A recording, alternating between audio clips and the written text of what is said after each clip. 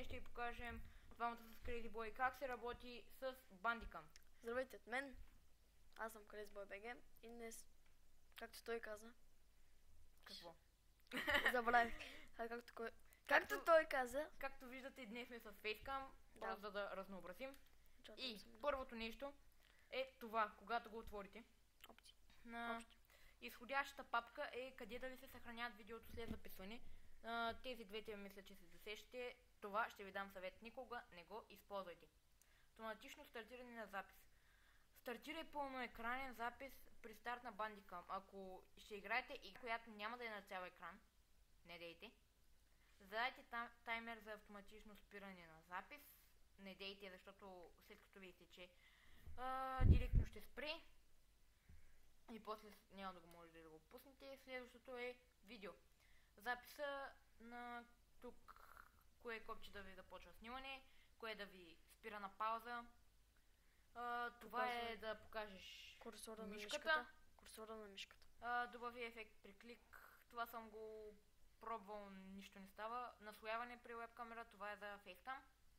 И ако искате да се чувате, натискате тук и трябва да ви излезе вашият микрофон. Или слушалки. И тук запис по време на видео, ако искате го правете, ако искате не. Веб-камерата. Веб-камерата колко да ви е голяма, колко да е голям размер на видео и в коя позиция да стои. Имаше случай там до камерата. Логото не знам.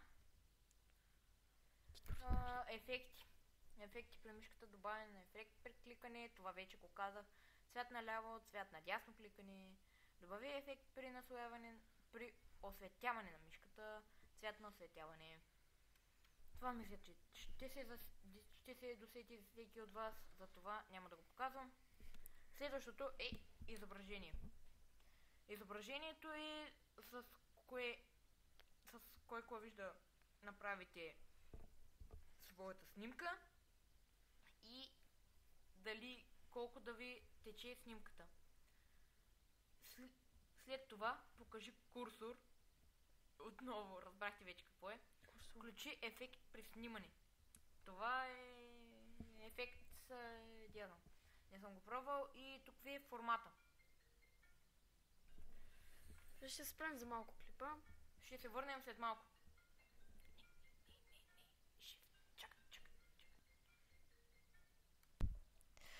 Така, след кратка пауза, поради телефонни причини, аз смених слушалките, защото говоря повече, а Crazy Boy по-малко.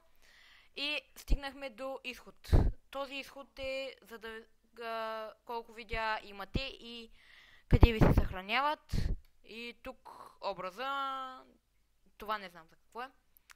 Тук вече за версията ви на Bandicam, провери за нова версия и ако сте регистриран да сложите акаунт или да си купите Bandicam. Следователно Bandicam Pro за по-дълги клипчета. И това беше за този клип.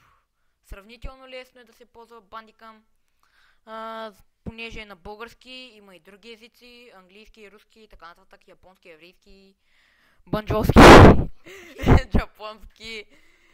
И да, надявам се да сме ви помогнали. Аз бях Николай Юс, това беше Crazy Boy и чао!